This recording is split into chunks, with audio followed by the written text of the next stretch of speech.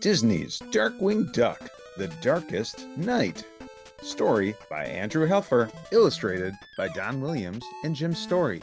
A golden book, with voices and narration by Speaky Geeky and Geekyjr's Mr. Geeky. The streets of downtown St Canard were dark and quiet. All the stores were closed for the night. At Max's diner, Max was sweeping the floors when he heard the door open. "Sorry, we're closed," Max said as he turned toward the door, but when he saw the cloaked figure standing there, Max stopped and smiled. "Hey," Max said excitedly, "I recognize that cloak and hat. You're Darkwing Duck, mysterious protector of the city. You're my idol." Max stopped sweeping. "I bet you must get hungry fighting crime all night, Mr. Darkwing," he said. "What can I get you?" "Your money or your life," the cloaked figure answered. He moved his hand out from under his cloak and pointed a gun at Max. "This must be a joke," Max said, hoping it was. "This is no joke," the cloaked figure answered, snarling. "Give me your cash, now."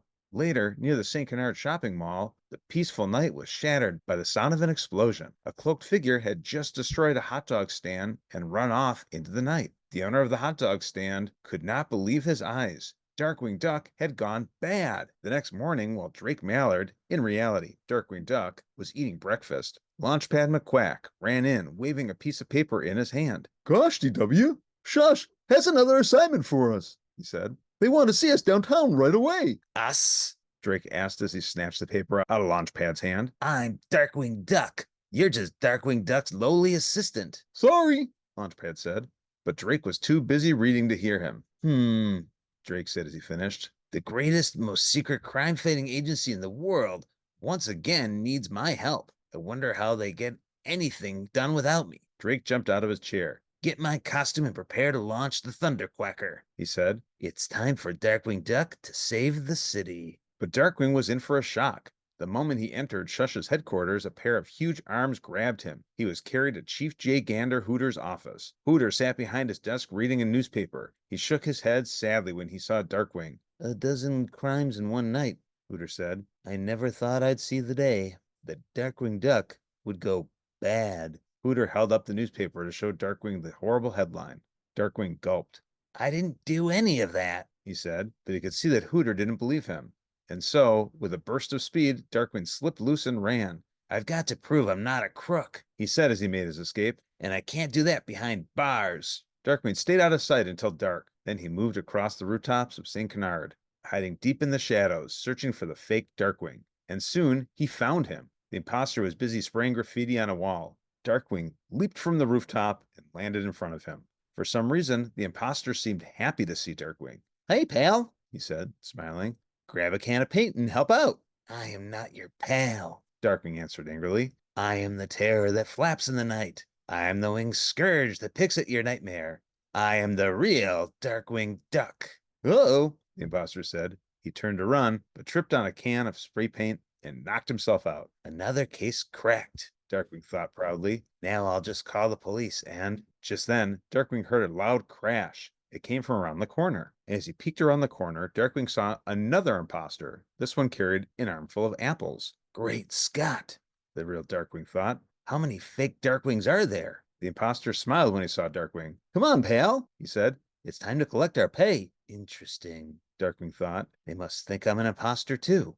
I've got to follow along," Darkwing thought, "to get to the bottom of this." He followed the imposter to a subway station where a train stood waiting. When there were 12 Darkwings on board, the doors closed and the train began to move. They were taken to the train yard at the edge of town. Darkwing followed the others out of the train and into a mysterious building at the end of the tracks. Inside a dark room, a huge creature sat behind a desk. Before him lay 12 bags of money. As the Darkwings piled into the room, the huge creature turned on the desk lamp. Darkwing could not believe his eyes. It was his arch enemy, the leader of Foul, also known as the Fiendish Organization for World Larceny, the most evil criminal organization on the planet. It was Taurus Bulba. "Heh, heh, heh," Taurus Bulba laughed. "You 12 have done well. After tonight, the name of Darkwing Duck will be mud. The police will now finish the job for me. And with Darkwing out of the way, nothing can stop Foul from taking over St. Canard." At that very moment, Launchpad McQuack was flying the Thunderquacker.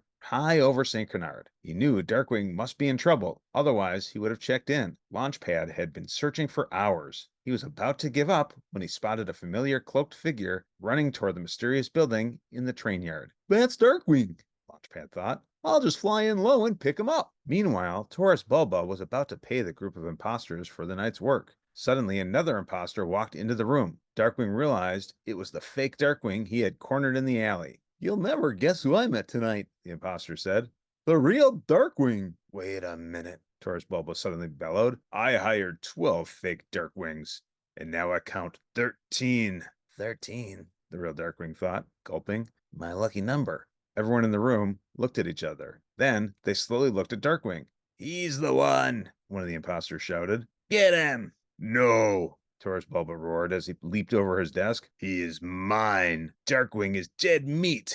Taurus was about to grab Darkwing when he heard a very loud buzzing sound. The thunderquacker came crashing through the roof. The imposters were taken by surprise and raced out the door. Taurus Bulba knew his plan had failed. We'll meet again, Darkwing, he screamed. And next time, you're a dead duck. Then he leaped out the window. Inside the thunderquacker, Launchpad looked glum. I wanted to fly in low, he said, but not this low. Just start the engine and take to the skies, Darkwing said as he hopped aboard. We can't let those imposters escape. Launchpad turned the key. The engine groaned and sputtered, and then fell silent. I think she's broken, Launchpad said. Then we'll catch them on foot, Darkwing said as he hopped to the ground. But as Darkwing and Launchpad raced into the train yard, they were surprised to see a pack of S.H.U.S.H agents waiting for them. One of them grabbed Darkwing. You're going to jail along with the others, he said. Not that one, Darkwing heard someone yell. It was Chief HOOTER. We heard the crash and came running, HOOTER explained. He pointed to the imposter Darkwings and smiled. Those copy ducks are all the evidence we need to prove your innocence.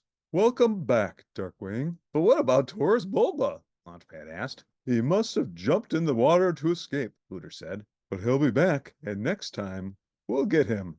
Right, Darkwing? But Darkwing didn't answer. He and Launchpad left to begin the long walk back to the Mallard household. I've got to admit, you saved the day, Darkwing said. Not bad for a lowly assistant, Launchpad answered. Darkwing smiled at his old friend. What do you mean, lowly assistant? He said. From now on, we're partners. The end! Don't forget to visit Geekyjr for more of the stories that you love, only on Geekyjr and Speaky Geeky. Ask a parent or guardian if you can subscribe to Geekyjr today.